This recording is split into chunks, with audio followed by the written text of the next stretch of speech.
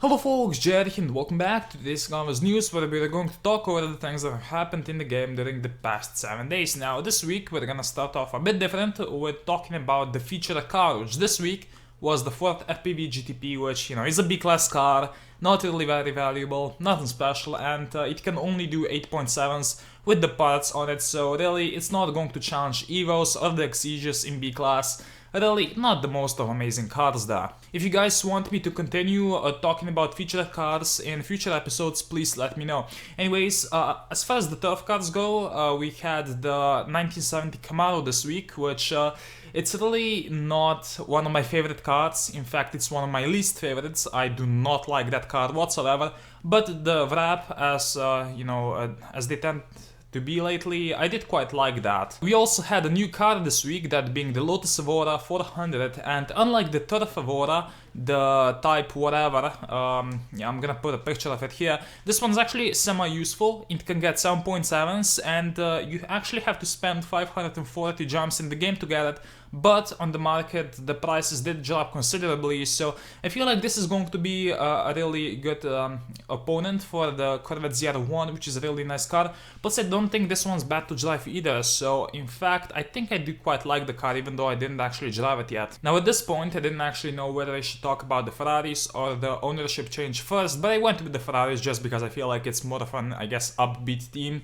And I would also like to give a huge shout out to Video Games Underground for providing us with this information week after week, super reliable, and well, pretty much the Ferrari crates will arrive into the game on 18th of January, and there will be a whole lot of interesting Ferrari cars there. So unlike last week where there weren't any pictures, this week we actually managed to get any, so let's go to do them. As I mentioned last week, these cars will not be cheap. Some of them will be in the Ferrari crate. Other than that, they will be also in the Racer Club, so these cars will be super hard to get. And we'll have, S-Class, R-Class, R2 and R3 cars from Ferrari. At this point, those are, the ones that are in the game. The S-Class ones will be the 288 GTO and the 550 Maranello.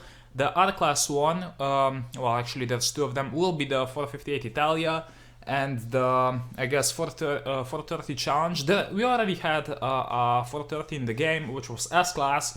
As far as R2 class cars go, there will be the 575, GTC, which really I think should have been R3 class just from the looks of it, because it looks amazing. And finally, the FXX has been confirmed that is going to be in the Racer Club. It's not going to be the FXXK, but the older version of it, so I feel like the prices for the Enzo will drop quite a bit, because this one is going to be probably the new most expensive car in the game. Now, Racing Gallos will be changing the owners of the game somewhere in the near future, pretty much, and that's going to happen because GLU has done a lot of misfires, and they went down pretty much. They changed the developer team, so the game that has been up to this point managed by GLU will now be managed by Carbonated. And I did try to do my research here, however I did not actually find their website or anything, so I'm not really sure where Racing Gallos is gonna head, but I feel like,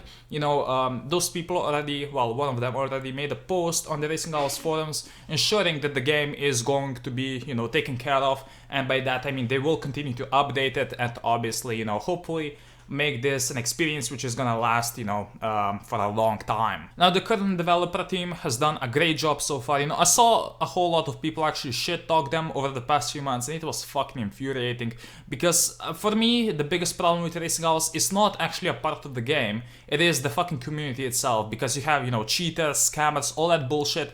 And for some reason, people are not seeing that as the problem. They are just blaming GLU for everything, even though at some points they're the ones who fucked up, not GLU themselves. So it really does suck that, the developer team, which is really small by the way, is getting all that backlash, which they really did not deserve. I would like to wish all of them, good luck in the future, and that's about it. I'm really not good at, these kinds of speeches. Now, obviously, we are not sure what Carbonate is going to do with the game, but they did say that they're going to listen to the community more, so hopefully we're gonna see a whole lot of cool features added into the game very soon, so let's not be too skeptical, even though I kind of am, because, I really don't know anything about the team, but let's wish them good luck as well. So, that's about it. Thank you guys for watching. My name's Jerry, and I'll see you in the next video. Bye!